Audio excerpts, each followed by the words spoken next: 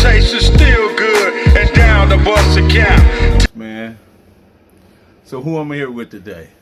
Here with OG Bri-Dog from Corver Park, Compton Crip. Man, it's good to see you, man. And I just wanted to tell you, man, how proud I am of the work you're doing with the United States of America. So talk to me for a minute about the United States of America. Like I said, I'll reiterate, the United States of America, man, is something that my co-founders, actually yourself and Hayru, brother out of Georgia, it's a program. Actually, it's imagine a octopus with tentacles. That's the best way I could describe it. And it's to prevent brothers from doing what they doing, living how they living in the streets in all urban areas. And it's to show brothers that it's another way. It's to provide solutions to what we already know is problematic. And in essence, man, it's us that are our ages that been through the ringer, and that what these young dudes are doing is a rerun to us. It's us doing what our job is, man, trying to uplift and help our community. And not just the community of Compton and Los Angeles County, but the community nationwide. So let's start a bit with that, man. For those who don't know, you was born and raised in Compton? Compton, in the Willowbrook area. And what tribe is that over there? In Corver Park. Corver Park. The oldest set in Compton. The oldest set in Compton. Okay, so so you had this attend Centennial. Did you attend Centennial? I went to Centennial for 63 days in 1979. What was that like? That was like, it took the Corver Parks, the Mona Parks, the front hoods, and the corner pockets to make an equal balance for us. And then when we all got kicked out, hey, but while I was there, I gave him 63 days. Okay, good enough, man. I want you to take a look at that picture behind you. See that man, right? That's the brother minister, yeah. So what's your thoughts, man, on him? What's my thoughts is... And what I want you to do is share your thoughts on the minister, but also share how that correlate with what you're doing today. If you can, put it in that. Well, I'll put it in a nutshell. I come from an Islamic household, a nation. My father's been a part of the nation since the 50s. All right. What I think about the minister is exact we're exact correlation to the minister, meaning that he showed that you could take brothers that are strung out on drugs, brothers that are alcoholics, brothers that are career criminals, and brothers just downtrodden in the urbanite areas, and turn them around and bring the productivity that exists in them out of them. That's what the United States of America is about. It's not only about just the brothers that are in that arena, but brothers who are striving to be successful, brothers who are in college, so on. So when I look at the minister, I look at someone to emulate, because what he did in the 1960s was a perfect format, economically speaking, and instilling pride in oneself. And that's the same thing now. Economics for the United States of America is a key factor in teaching dudes. And pride in self, no matter what tribe you belong to, but pride in self is another key factor. So if you had to put a mission statement or a core mission statement to the United States of America, how would that look like? Well, you know, they say it's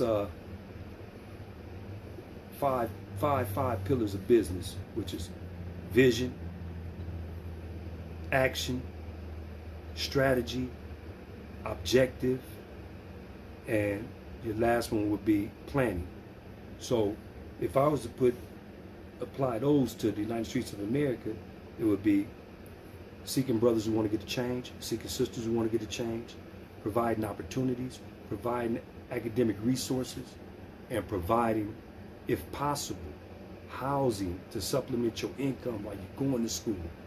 So that's how I would say it. But really, truly, I would say it, as they say, the marathon continues.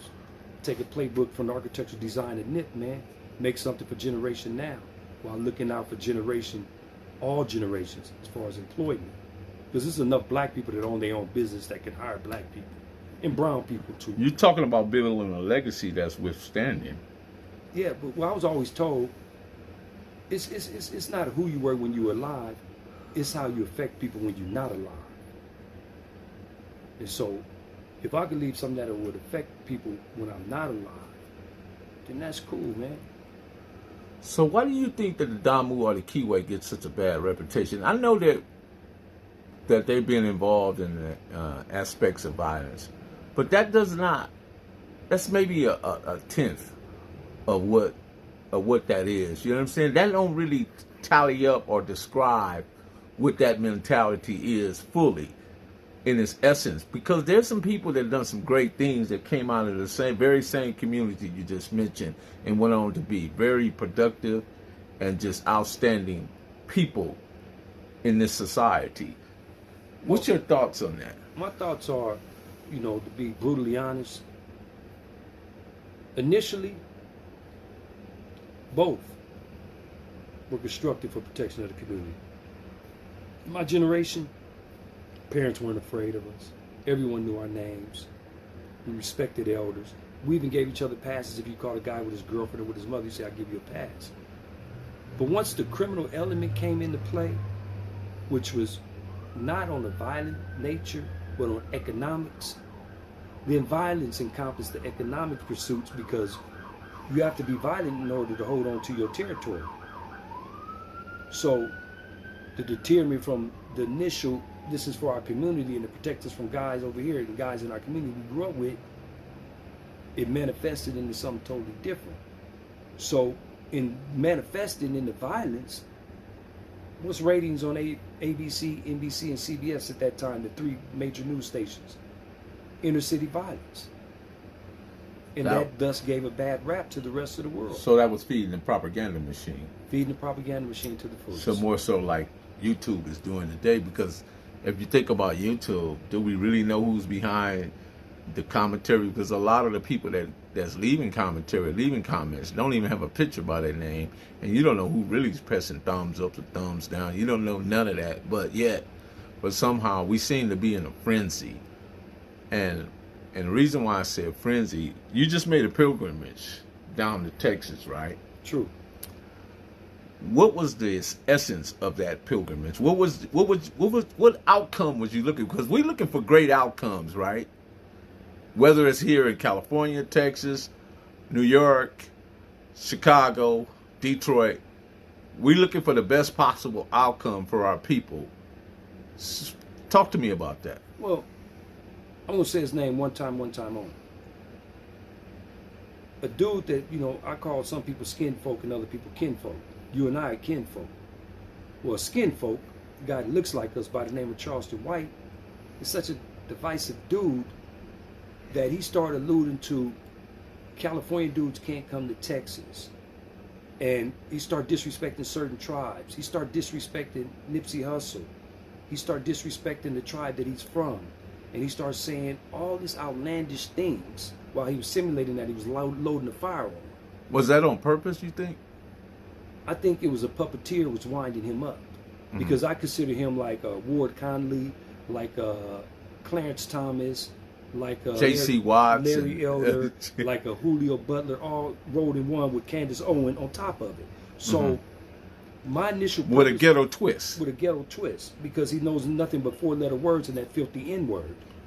You know, so my initial objective was not to go talk to him, but to go talk to the man in the street and the man in corporate America in Texas to see what's their opinion. So you really didn't care about whether you talked to him or not. No, that wasn't. That was mine. Unimportant to you. He was a non-factor. He's a non-factor. You was looking to reach out to the people that was essential to talk to, based on they got a difference of opinion versus the one that Charleston White has been sharing on the internet. And he acted as if he was speaking for the state of Texas, and he acted as if he was speaking for the man in the streets.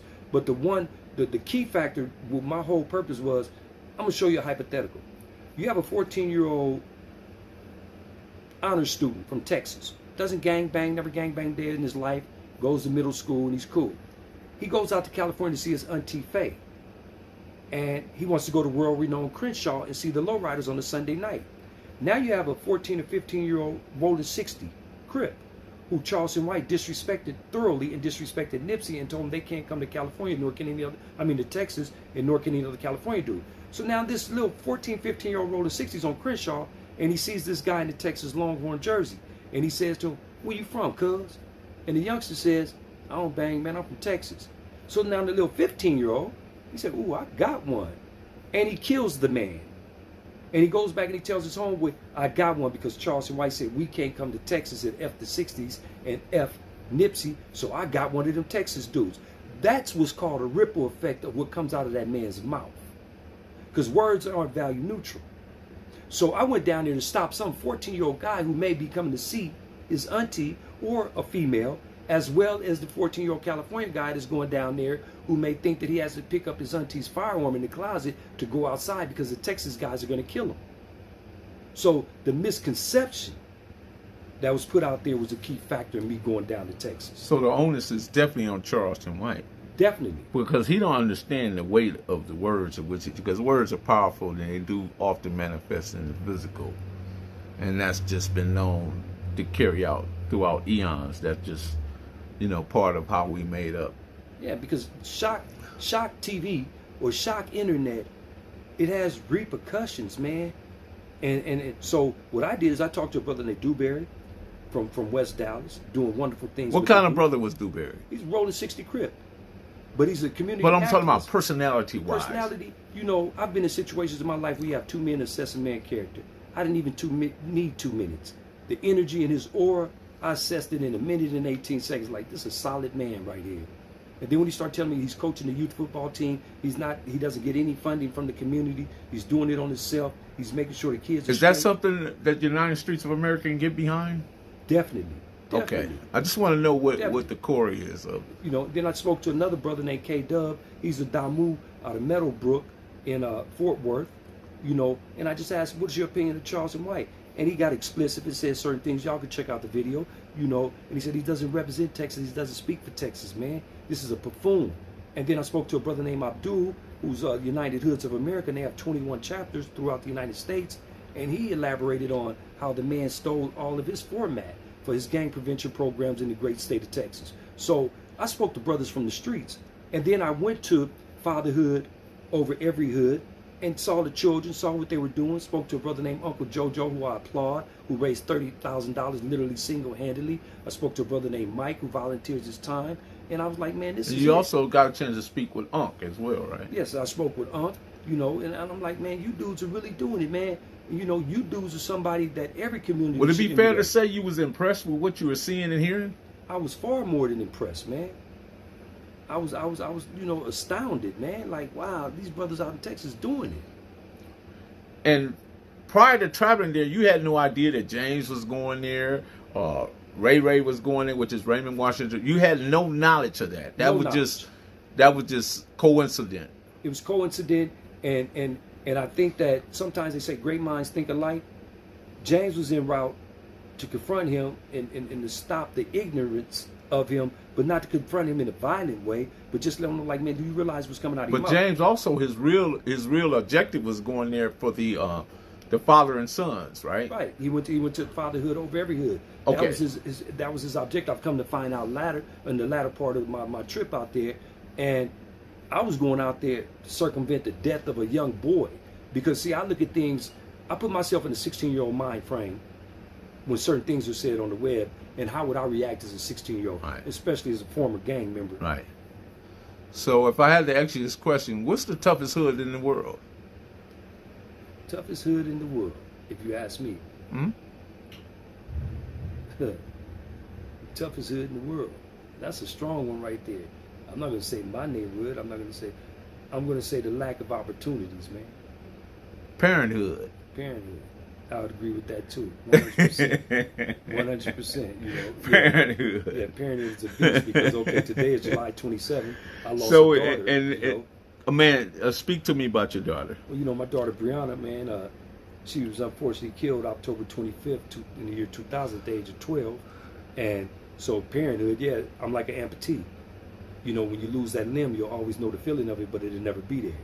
So, more so when I think of my children, and I lost my son Darnell, December 29th, 2013, so when you think of losing children, it's not just my children. I know what the feeling is. It's the village. The village is the Golden State, the Lone Star State, the Sunshine State, and so on and so on and so on. They're all of our children.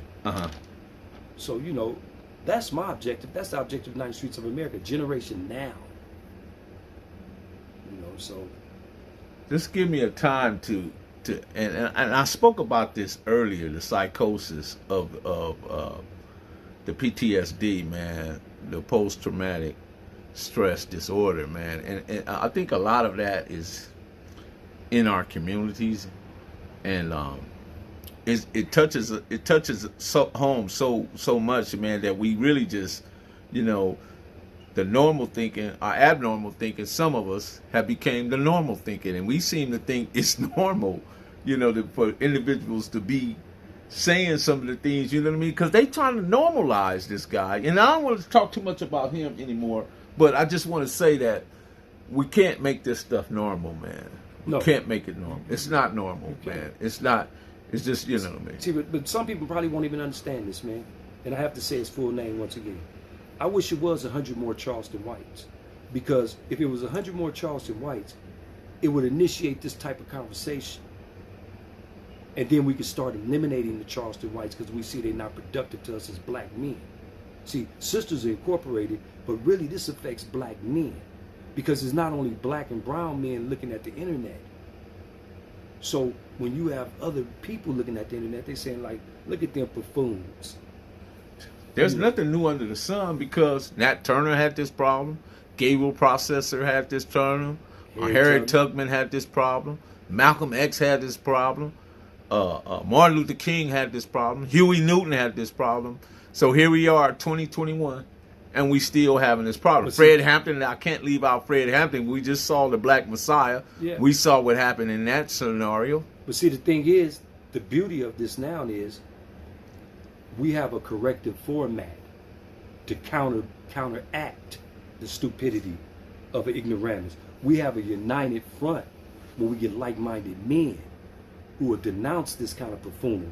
So would it be a fair? Do nothing to him. You don't have to assault him. You just have to take away his voice, and you don't have to respond to the madness he says. And after this week, but because it's just an enlightenment week, you don't have to get that dude any more power by speaking on him. How powerful would this be if we got together with New York, we got together with Tennessee, we got together with Texas, we got together with Illinois, Chicago, Gary, Indiana, just all these people, California, you know what I mean? And I'm just naming a few, and we created a curriculum that teaches young black men how to be on code with one another, and how to act when they're out in the public. You know what I mean? And I don't know if it's possible, but we got to at least try. Isn't that basically what Elijah Muhammad did? Yeah, I mean, you look at it like this. But we don't have to put no religion behind it, because religion is too... It's divisive. Yes. I think, how powerful would it be? Then you really would have to utilize McFadden and Whitehead. Ain't no stopping us now. Ain't no stopping us now. That would be, like, really, really good, man. You know what I mean? Because McFadden... powerful as that song was, man, we wrote that song for a good while, man. Right. On many levels. Right. And it was old as new, and it was new as old. Yeah. So I think it would be no stopping us now, because you do have a network already of social media where brother could zoom in bi-monthly in another community and find out what's going on in that community. And then if it's such a constructive thing going on in that community, then brothers could use the blueprint in the next community, in the next community, and the next community. Everything doesn't have to be hip-hop themed. Everything doesn't have to be flossing themed. Everything doesn't have to be you tearing me down or I'm tearing you down themed. See, never once. I don't do social media spats, but I felt it was my duty, my job, my obligation as a man of color to address that situation. That's why I jumped on that plane. But also, I had the opportunity to be on Tap In with Deontay, with, beautiful soul. Talk to me about Tap In. Tap In is to cover all areas. It's consciousness, and not saying that all brothers aren't conscious, but it covers a variety of subjects, and it's a popping podcast. It helped elevate the consciousness level. It helped elevate the consciousness. And the brother, he has a variety of guests, but for the core part of it, his whole theme is basically, what have you done for your community? What are you going to do for your community? Yeah. Exactly. I mean, you know, I get that from one of the brothers. He's called himself the Black Eagle, and he's always saying, "What you gonna do about it?" Right. To every individual that comes on his podcast or XM Sirius XM radio. You know what I mean? So yeah, and he's called the Black Eagle. But like I met a lot of cats out in Texas, man. his name is Joe Madison, by the way. You know, Joe Madison. I didn't meet him, but I'm just saying Joe Madison's a brother name. I'm gonna have to check it out in the archives. Because, you know, I met a brother named Steele, the Truth, brother named the Truth, you know, James, yeah, I met, finally, you know, after hearing his name for buku years, even though I heard it in that world still, you know, James, definitely, Ray, very articulate and astute young lady, you know, with a lot on her shoulders that she carries well, her husband Moon, wonderful young man, you know what I'm saying? Because anybody younger than me is young man, and then all of us are young men, you know. And you know, I met the brother Uncle Jojo, the brother Mike, the brother Dewberry, the brother Abdul, the brother K-Dub, you know. And all these were beautiful black people, beautiful black melanated people convening in the state of Texas for the father and son. Say it again. Fatherhood over every hood. Fatherhood over every hood. I went into the local barbershop, you know. Met a sister on. How was that experience? That experience was you know, it was engaging because the guy that trimmed up my mustache, you know, he wasn't pro that guy, but he was basically like saying, brother, you got to look through the act. And then I had to enlighten him on, yes, but act is the root word of reaction and actions as a result of somebody putting on an act, whether you're an actor or not. So, you know, it was engaging. And then we had a few other conversations on where can we go from here with our children. You know, and I respected how the brother allowed me to get shaved up when he has appointments only. And he found out I was from California. Mm-hmm. So that's a win-win all the way around, man. That was just showing brotherhood. So you also had an opportunity to stop by the bookstore. What was that sister name? Can you recall? I can't recall her name, but it's Doc's Books in Fort Worth. What was that experience like? Man, that sister's, she's the truth, man. You know, and she threw something on the table that she was receptive to, rather, of we need to congregate in black bookstores and have open dialogue nationwide and stream it. And that's a wonderful idea, man, you know, because what is a bookstore? It's just like a barbershop when it's a store of color. It's community based. Have hip hop consumed us Hip-hop, in a negative way? That's what I was about to say. Hip hop is propagated to the entire world that all black men are the N-word and that all our sisters are B's and H's. Hip hop has gone to a level of where it's cool to be a junkie, and I've never heard in music where it was cool to be a junkie. You know, and hip hop is conveyed that get what you can while you can and all that you can by any means necessary. Hip hop has conveyed all these phonies, these fake dudes. You know, see, I wouldn't be mad at the rappers if they borrow from my lifestyle. But when you start acting like you live my lifestyle, you live in the suburbs, and some young kid wants to emulate you and gets his brains blown out because you want to wear a certain color or say you're a certain tribe when you've never even went to school there. So hip hop currently, I don't knock the hustle. Don't hate the player, hate the game. But I just think they need to clean hip hop up from all the fraudulent dudes in it.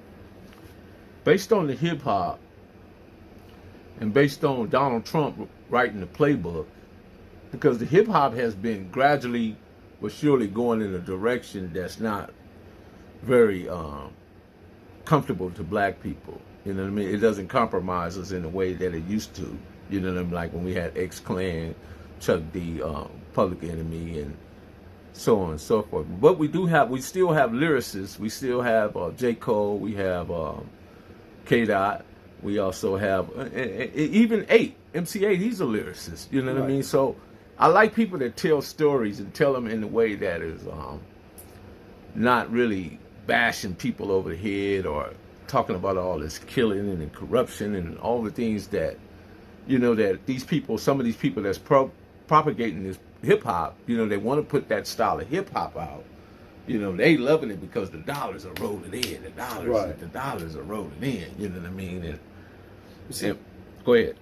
I can, okay, like some hip hop, I listen to older hip hop, but when it's a story, even if it's for today's hip hop that you can relate to, like I can relate to when 8 said, Pops boned out, never had a big brother, got put on the set when I could pick the right color. Okay, I'm the oldest brother. Pops didn't bone out, but he was working so much he was never at home. Mm-hmm. And yes, I got put on the set when I could pick the right color. You know, meaning which side was I going to rock with, which was, of course, the neighborhood. But those type of stories in hip-hop are telling a story that even the average Joe Blow could look into and say, well, what does he mean by that? And then when you point to the young dude in the neighborhood who didn't have a father, Pops boned out, didn't have a big brother, got put on the set when I could pick the right color, he got put on the set because there was a sense of family for him. So that type of hip-hop I can relate to even in today's format when they're telling a story about a lifestyle. But I can't relate to the dude, man, who's never stepped a foot in the urban areas, who all of a sudden he wants to be a CB4. You know, those are the type of dudes that are destroying things to me. Because the actual guy that's been through it, he's not going to glorify it on a consistent level. But he's going to glorify it to say what his pedigree is. I got a hypothetical. I got that goddamn it in my right. I got that hand cannon in my right hand. And I got PS5 remote controller in my left hand. What's the difference? Yeah. Nothing. They both control your mind. They both control your actions. They both, you know, one is more dangerous than the other because actually one is a training ground for one hand, because when you look at the graphicness of what's on the PlayStations now, I looked at it, I'm like, damn, dude just got, that's a PlayStation. I thought it was a dude that actually got his whole head knocked off. The artificial intelligence that come from the AI is so realistic with the blood spatter, the guts and stuff. So when I'm trying to figure out how does that translate, because now you seeing it on the screen, right? And it desensitizes you to actually when you do it. And then when you out there, you got that, you know, that hand cannon in your hand. Does it make them more set up for to do what they need, that they're going to do? It contributes to the pipeline from elementary school to prison. Because when you have a generation that's sitting up in PlayStation and watching all the gore, and unfortunately for you and I, we've seen it in real life, you know, they start off where it's a norm. See, it's a saying I have, an abnormal reaction to an abnormal situation makes it normal. And not only that, man, they do this thing for like anywhere from 2 to 4 or 5 hours a day. So when you all of a sudden you high off that X, you high off the Molly and the Zany bars, and your partner has his father's gun, he's like, go on and shoot him. You've been shooting him in the head all day long on PlayStation. So now when you shoot him, you desensitize. You and I know, and we're not going to go into it, but I know I have a very violent past in my former lifestyle. And the first time you did such a violent act, you thought about it that day and the next day. And then you didn't think about it really no more because your home was like, yeah. But you thought about it. But with these kids, because they're sitting in front of a PlayStation all day long, blowing the dude's brains out, they don't even think about it when they go do it in the streets. So the graveyard mindset and the tombstone disposition have elevated 10 times since your time. 10 times. 10 times. I was considered a top shooter in that barbaric world. And I lived to bust that pistol. And it wasn't pre-programmed in me via PlayStation 2. It just was a way of life. Mm-hmm. And I'm not proud of it because at first I used to say to myself, well, he was just a gangbanger. Until I learned what the ripple effect was. He had a mother, he had a father, perhaps had a girlfriend, perhaps had a baby, had a sister, so on and so on and so on. So that's the ripple effect. So that's a lifelong impact. So one of the things that this guy went off on, he was claiming that we shot babies and didn't check nobody for shooting the babies. BS. You couldn't walk a main line in the joint if you were a baby killer. Okay? And I know, and I can't go into it, but I know in my lifetime certain cats that inadvertently shot a child and then they got found in the alley in their neighborhood with 2 to the back of the head. So he definitely over-exaggerated that, right? Because although there's been some mistakes made, right. And I don't think none of it has ever been on purpose. No. And you have to understand this. You give a black man, a black child, a black youth, a gun that shoots 150 times. And no training. And no training. But in our era, we just had 38s. You had the 22 shotgun. 22s. You had the shit if you had a 357. You know, you had the 22s. You had the shotguns. You didn't really have to run from the shotguns if they were sawed off from a distance because you could tell them fuck you and accept the pellets. You know, as long as they hit you in the face, you good. You know what I mean? So you and you live to say fuck you another day. But all of a sudden you have a crack era and you have all these foreign guns, Russian made, Israel made, so on and so on. And you give a guy 150 rounds and he didn't just shot Lil Shamika, Lil JoJo, and so on and missed everybody. Why was it for the first part of the 80s, if you really think about it, including myself, everybody had a goddamn leg wound? Everybody had one. A leg wound. Yeah. You know, and then after a couple of years it graduated to deaths and stuff like that. But initially everybody got hit in the leg. Or either the arm one. Or the arm one. You know, and I've been hitting both of them, but I'm just saying, you know, what the hell? A dude hit the corner on us and jumped out with the Tech 9 on the window, and I saw him and I jumped down. I said, get out, twin, on top of one of my homeboys, and I get hit in the leg. In the leg. But we're like 15 deep in front of the pad. So, you know, I just think, you know, that inadvertently children were getting killed because you gave men these high-powered rifles in urban areas who had no training of how to shoot a gun, such a caliber weapon like that. So it's sad, man, but it's a reality. But no one intentionally shot babies. There's accountability. Okay. Well, we're going to leave it right there, man. I think we covered a lot. And is there anything you want to say as we go out? Yes, I'd like to say this, man. All of us are black men. All of us up in age, and not just up in age. It's our job, man. If we say one dude from living the way we live, maybe he'll pull two dudes up. That's our job, man. It's not our job to tell dudes to denounce what they're doing and what they represent on tribes, but it's our job to tell them what the end results are. That's how I want to end this. Cool. Well, Professor Melly Mail, the Hood Post, man, I would like to say that freeing ourselves, we need to free ourselves from the ancestral trauma and master these lessons that we're speaking on and cultivate the space for the abundant to continue to flow, because the abundant is here. We just have to allow it to flow. All spaces are filled, whether positive or negative. It's all about the individual. Pick what space you want to be in. I'm choosing positivity. What about you? Definitely. With that said, United States of America, shout out. Professor Melly Mail, the Hood Postman. Bri-Dog, Heru. You know the vibe. We're out.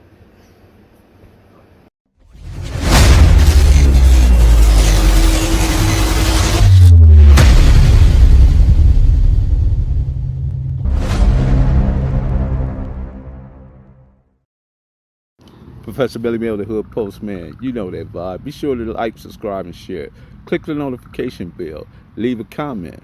You know that vibe. Because we are about that dope content. And we meet dope ass people that talk about dope ass shit. For real. You know the vibe.